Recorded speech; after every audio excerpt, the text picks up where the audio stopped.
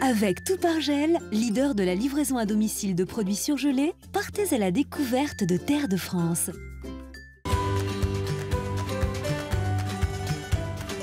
Je m'appelle Charlotte et je trouve qu'on vit dans un pays formidable.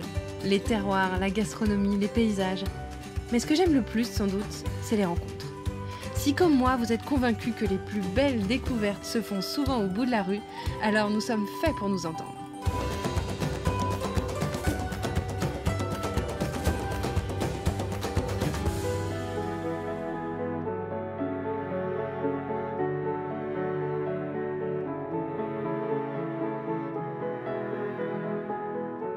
Bienvenue à Brienne-le-Château, dans l'Aube.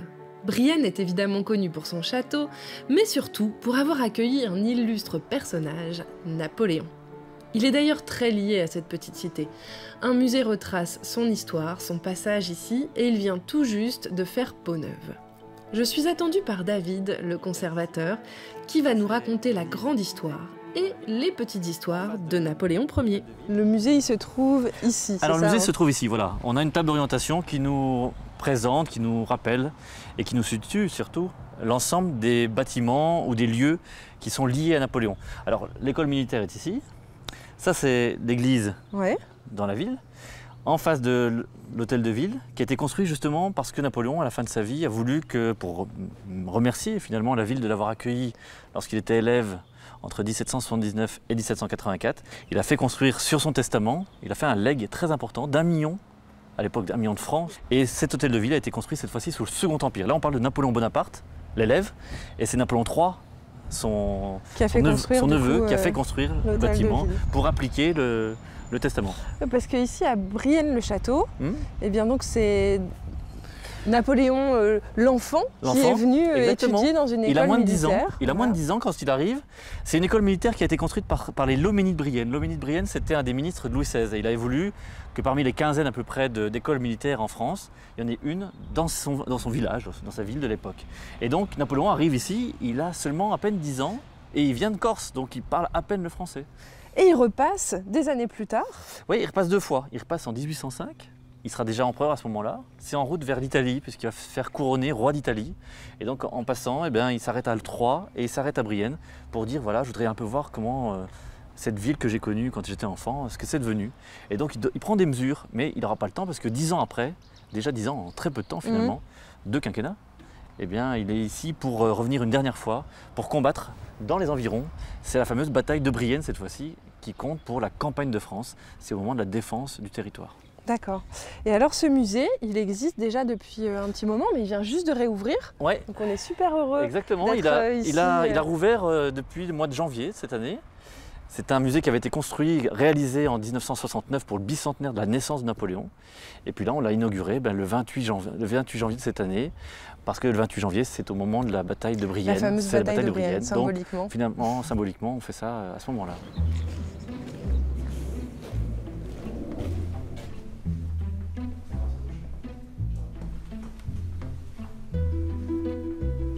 Quand on pense à Napoléon, on a tout de suite une silhouette en tête. L'image nous vient automatiquement. Complètement, c'est un homme de communication. En fait, il a inventé, avant tous les autres, il a inventé une image publicitaire de sa personne. Elle a démarré quand, en fait, cette image? Elle démarre vraiment à Brienne. C'est-à-dire qu'il a un habit tout simplement d'élève. Et à partir de ça, il va la transformer pour la mettre à la fois à son image et puis surtout pour qu'elle soit reconnaissable entre tous. Et donc, cette silhouette, finalement, il va la faire avec des éléments très simples. Autour de lui, il y a des maréchaux, il y aura des personnes avec beaucoup de plumets, de dorures. Lui, il va faire l'inverse. Il prend le contre-pied.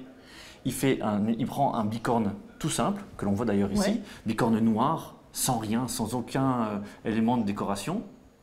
Il a surtout sa redingote grise et sa main dans le gilet. Il a une silhouette qui, même de loin, lorsqu'on disait que Napoléon était sur le champ de bataille, on disait qu'avec Napoléon, c'est 50 000 hommes en plus. Parce qu'en fait, par sa seule présence, son caractère un peu, son charisme, eh ben, il galvanise ses hommes et surtout il fait peur à l'adversaire. Et donc il le fait de manière très simple parce qu'en réalité au départ, le bicorne, il est fait comme si en colonne. Celui-ci, il a été porté par Napoléon? Il a été porté par Napoléon. Il y en a 12 seulement dans le monde qui sont authentifiés et voici un des 12. Il y en a 4 seulement en France. Alors le bicorne au départ, ça se portait en colonne, c'est-à-dire dans la direction de la colonne. Lui, il le prend en bataille, à l'inverse. Ben, rien que ça déjà, il montre qu'il se démarque des autres. Oui. Et quand vous étiez petit, vous vous déguisiez pas du tout en Napoléon? Il n'y a pas d'identification, non. En revanche, c'est un sujet fabuleux parce qu'il est étudié dans le monde entier, Napoléon. Oui. C'est à la fois un personnage en Belgique. Il y a beaucoup de reconstitutions. Énormément, à Waterloo en particulier, mais dans le monde entier. C'est un personnage qui fascine du Japon au Brésil, en passant par les États-Unis, le Canada, l'Afrique du Sud. Donc c'est un personnage qui fascine énormément parce que c'est un self-made man. Il s'est fait tout seul. Il est parti de rien de Corse. Il est monté très haut en 1804-1805, il est devenu l'empereur de tout l'Occident, équivalent de Charlemagne, pour finalement redevenir rien du tout à Sainte-Hélène. Et c'est ça qui fascine, parce qu'en fait, il y a un destin extraordinaire.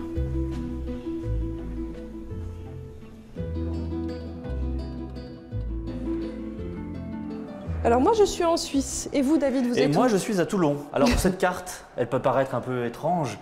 En fait non, ça rappelle les différents parcours de la Grande Armée, donc des soldats de Napoléon et de Napoléon lui-même.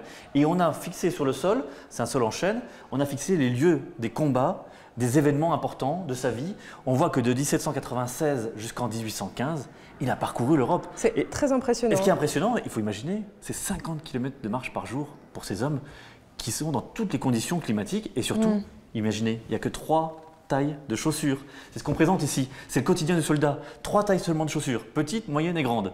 Pas de pied droit, pas de pied gauche. Et avec cet équipement très sommaire, et quand même, il faut imaginer le barda qu'il portait, eh bien, il faut aller combattre, il faut aller marcher. Et surtout, il faut prendre de court l'adversaire. Donc, c'est la vitesse là qui compte. Bon, il y a eu beaucoup de pertes humaines énormément. aussi. Napoléon, c'est 600 000 hommes. Mais c'est la Révolution et l'Empire aussi qui sont impliqués là-dedans. Après, l'ambition de Napoléon va être plus grande, c'est autre chose. C'est autre chose qui va se prendre à partir de 1806-1807. Mais avant cela, c'est quand même l'idée de diffuser la liberté à travers l'Europe. En comparaison avec 14-18, qui par exemple, là, c'est une défense du territoire, et c'est 10 fois plus de morts. Mais ça montre que tous ces hommes, ils ont diffusé le Code civil, qu'on verra tout à l'heure, toutes ces idées de la Révolution qui vont diffuser à travers l'Europe. Et finalement, ça va rester, parce que même après Napoléon, eh bien, cette idée des nationalismes et surtout des nations qui veulent se disposer d'elles-mêmes, eh bien, ça va faire son chemin. Donc, c'est ces hommes qui ont combattu, mais qui ont combattu pour un idéal. Alors, dans un premier temps, Napoléon les accompagne, et puis après, il veut ça pour son propre compte. On a exactement tout. On a ce qu'on appelle les ordres de marche des différents régiments. Et puis... Alors, les lycées, par exemple. Ben oui, c'est Napoléon aussi. C'est Napoléon. En fait, il hérite d'une situation de la fin de l'Ancien Régime qui avait fait déjà des premières avancées, mais il se dit qu'il y a toute une génération qu'il faut conduire à la fois à l'enseignement secondaire et puis surtout à l'université. Donc c'est pour ça qu'il crée à la fois les lycées et puis l'université. Et le passage entre les deux, ben, c'est ce qu'on connaît aujourd'hui, c'est le bac. Le baccalauréat, il est inventé par Napoléon. Donc ça veut dire qu'en réalité, Napoléon, il avait imaginé déjà que... Tout un système de société. Il y a tout un ensemble de société. Le système métrique, il en a hérité de la Révolution, mais il va aller plus loin. Il va créer des institutions comme la Légion d'honneur, la Banque de France, le franc germinal, le Code civil, qui structure toute l'Europe aussi. C'est-à-dire que ça va se diffuser en Pologne, en Allemagne, en Italie, puis même au-delà dans le monde. Et aujourd'hui, de ce qui reste, eh ben, c'est à peu près 60% dans notre code civil actuel, donc imaginez. Il a même renuméroté les numéros les rues sont numérotées, le recensement est fait, les ponts, les routes, etc. Donc il a refait ce qu'avait fait, par exemple, l'Antiquité romaine. C'est-à-dire qu'il faut des structures fortes pour que justement le bonheur soit possible. Alors justement, quand il était ici, quand il était élève, il était plutôt comment? Bon élève Bon élève, mais justement... On lui disait de lire uniquement les textes classiques, les choses un peu... Mais lui, il aimait bien déjà les philosophes des Lumières. Et finalement, c'est ici, à Brienne, que tout s'est construit. À partir de Brienne, il s'est dit, il y a peut-être des choses à faire dans la société. Et arrive la Révolution, finalement, il va se mettre dans les pas des grands révolutionnaires et il va poursuivre leur œuvre en faisant ce qu'on appelle l'application napoléonienne, ce système d'organisation dont on est aujourd'hui les héritiers directs. Alors moi, j'ai entendu parler d'une espèce de légende autour de sa période ici à Brienne, d'une bataille de boules de neige. Est-ce que c'est vrai ou c'est pas vrai? Il y a toujours, dans la légende, il y a toujours un peu de vérité, il y a toujours un peu d'imaginaire, mais ça, on va le voir dans la salle suivante. Ok. Mais oui, mais elle est là, en fait, cette bataille, c'est ça? Elle est là, cette bataille de boules de neige. Alors, légende ou il y a toujours un fond, comme je disais, il y a toujours un fond de réalité. En réalité, ce qui s'est passé, c'est qu'il avait à peu près 11-12 ans, et puis il était plutôt réservé, Napoléon. Il s'était réfugié dans la lecture, c'était un enfant un peu, pas sauvage, mais presque. Parce que finalement, il ne parlait pas quasiment un mot de français quand il est arrivé, il comprenait un tout petit peu, et puis tout le monde se moquait de lui, il avait un teint un peu verdâtre, un peu bronzé pour l'époque. En fait, c'est un symbole d'intégration, Napoléon. La Corse est à peine français depuis quelques mois quand il est né, et il arrive ici, en Champagne, dans un climat très rude, et bien finalement, il doit s'affirmer. Et arrive la fameuse bataille de boule de neige, en fait, les élèves commencent à se battre les uns avec les autres. C'était ici? C'est ici, c'est exactement ici, c'est dans cette cour ici. Incroyable. Et alors, on se dit, tiens, pour qui il se prend? En fait, il va diriger un des groupes, et il va montrer déjà par sa stratégie qu'on peut gagner, ne serait-ce qu'avec des batailles de boule de neige, on peut gagner une bataille, et c'est ici que tout ça s'est passé. Donc, en fait, ici, dans cette dernière salle, on raconte l'intimité de Napoléon. Par la bataille de boule de neige, par les objets qui l'entourent, et qui l'entouraient notamment ici, son fleuret d'entraînement, ses plats, son livre, un livre de prix. Lorsqu'il était enfant, il est brillant, mais ça ne suffit pas. C'est surtout parce qu'il travaille beaucoup. Et puis surtout, il y a les circonstances qui sont favorables. Il faut imaginer qu'il aurait pu être seulement un officier parmi d'autres, si l'Ancien Régime avait continué. Mais comme la Révolution arrive, qu'il y a des postes à prendre, et que surtout, il va faire beaucoup de combats, parce qu'il faut défendre la France, et puis ensuite, il faut propager l'idée de la République à travers l'Europe, eh bien, avec cet élément, eh bien, son succès est assuré. On est juste devant un tableau qui le représente quand il était très jeune. Oui.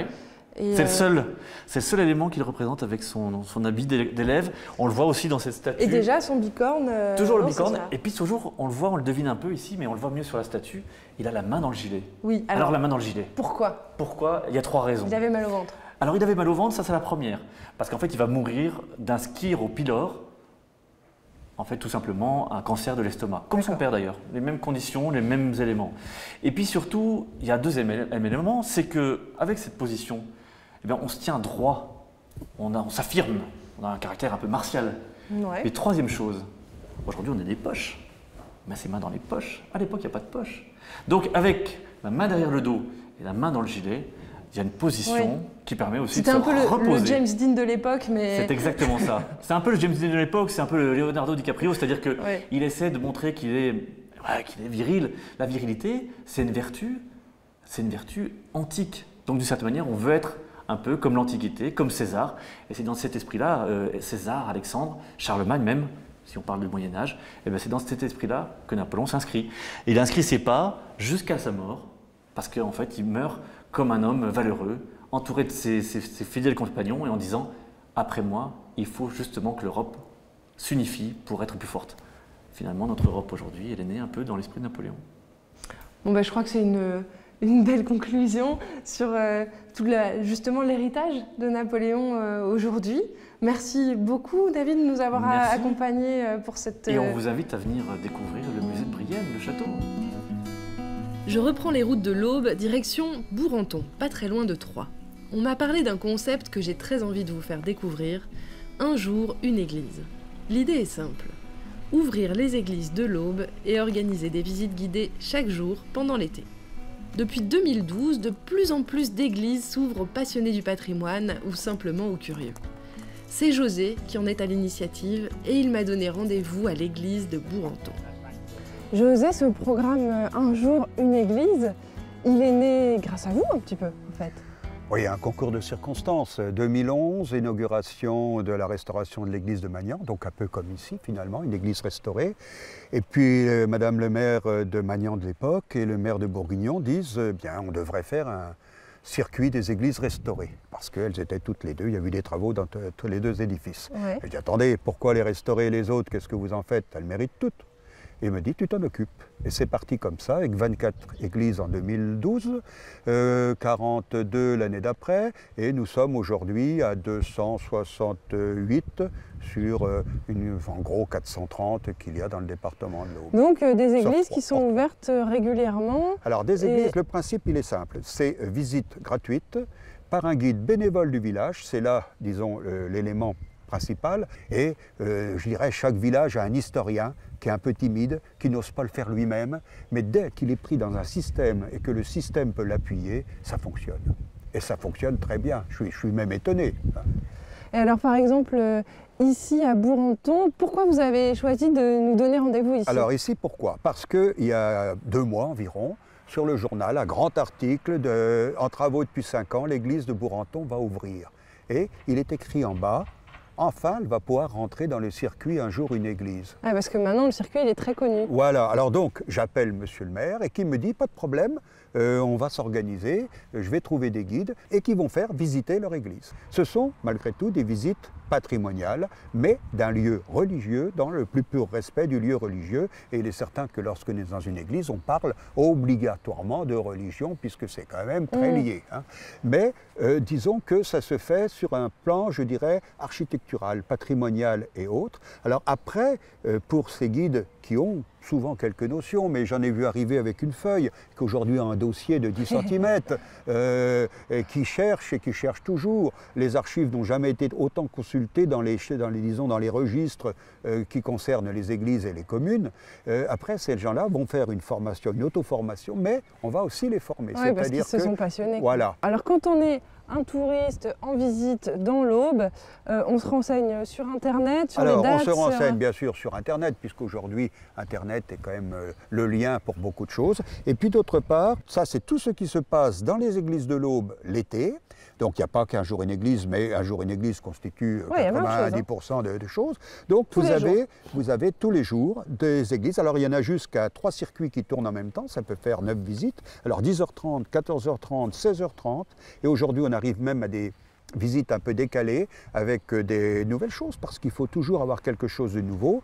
Ce qui compte, c'est que l'on visite nos églises et que l'on vive notre ruralité. C'est-à-dire qu'on essaie de les mettre 3 par 3 dans un secteur déterminé, ce qui fait que après la visite du matin, il est possible de déjeuner au petit restaurant du coin ou d'acheter son pain au boulanger et de découvrir. Il m'est arrivé au départ d'aller dans des secteurs du département, il me fallait une carte. Aujourd'hui, j'ai plus besoin de carte. Et je souhaite que tous les Aubois, en général, n'aient plus besoin de carte pour voyager dans le département, puisqu'ils puissent connaître enfin leur département. Ce n'est pas la peine d'aller à l'autre bout du monde alors qu'on a des choses merveilleuses ici. Michel, c'est vous qui possédez les clés de l'église. Eh oui, c'est moi qui est le garant des ouvertures. Bon, il y a l'équipe paroissiale aussi de la commune qui possède un exemplaire de la clé pour pouvoir accéder lors des cérémonies dans notre église. Ouais, elle est belle, elle est grande. Alors cette église, nous on la découvre dans un état formidable, mais en fait ça a été un long chantier. Hein. Ça a été un long chantier, ça a démarré en 2012-2013. Il y a eu une alerte de l'ABF, les architectes des bâtiments de France, par rapport à le mur d'entrée que vous avez certainement vu en arrivant, qui était fortement incliné, et ils nous ont un petit peu incité à faire quelque chose. Et donc c'est mon prédécesseur, M. Gilles Thomas, qui a démarré le projet.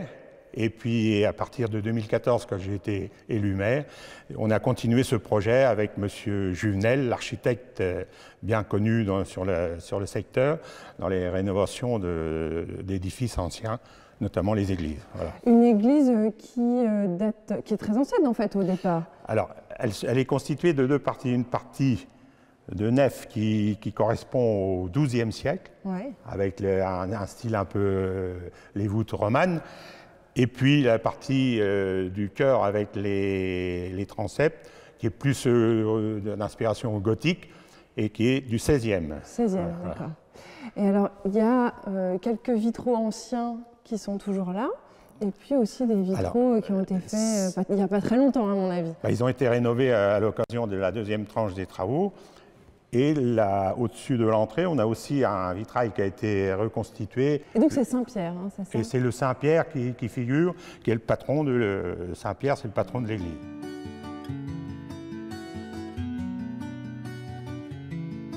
On continue notre balade et nous arrivons à l'église de Pont-Sainte-Marie. C'est probablement l'une des plus jolies du département. Mais pour Christian, notre guide ici, il n'y a pas de débat, c'est définitivement elle, la plus belle. Donc on peut les relever, c'est ça? Tout à fait.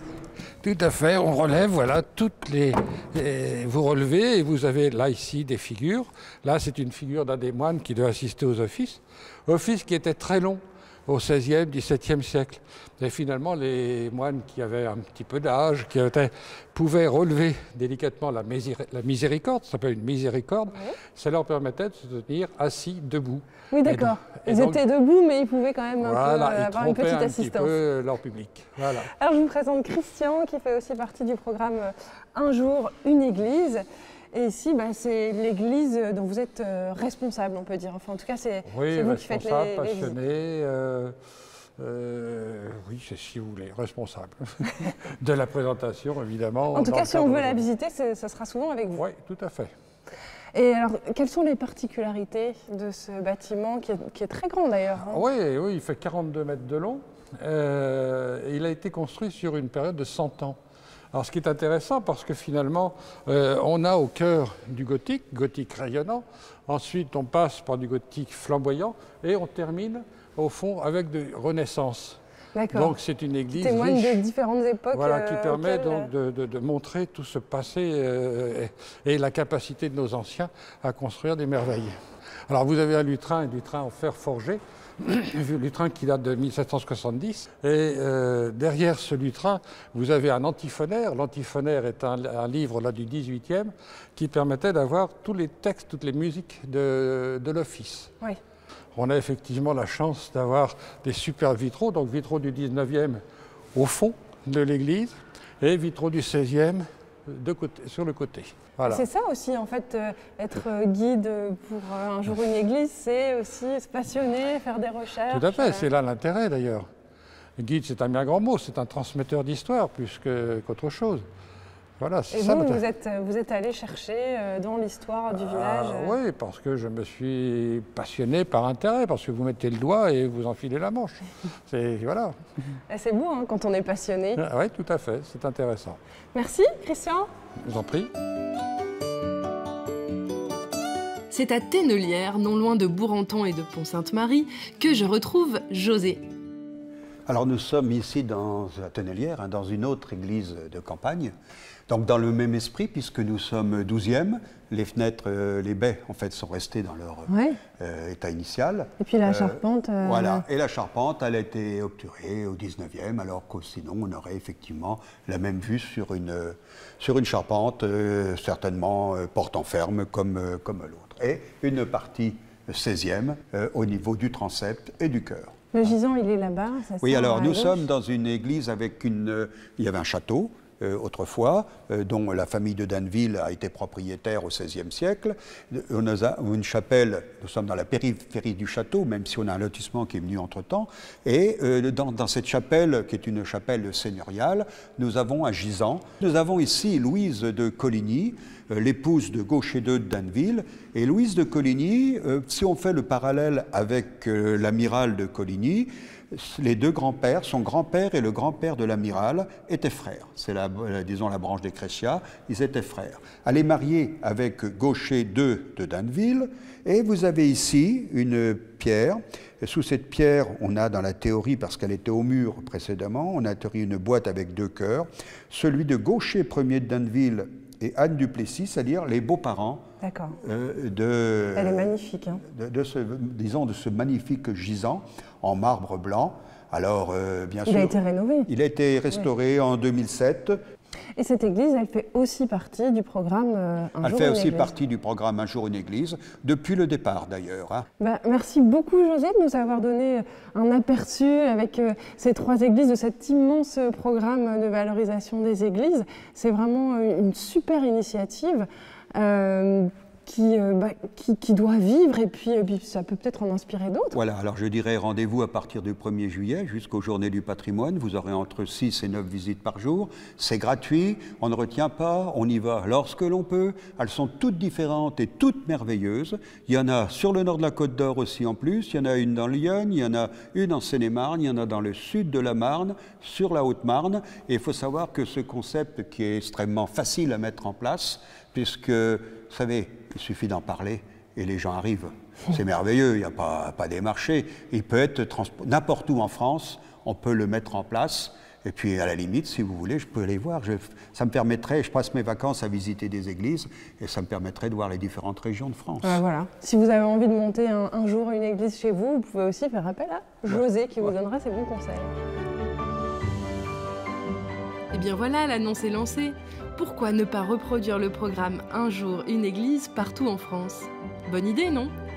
En attendant, pour avoir toutes les informations, vous savez ce qu'il vous reste à faire. terredefrance.tv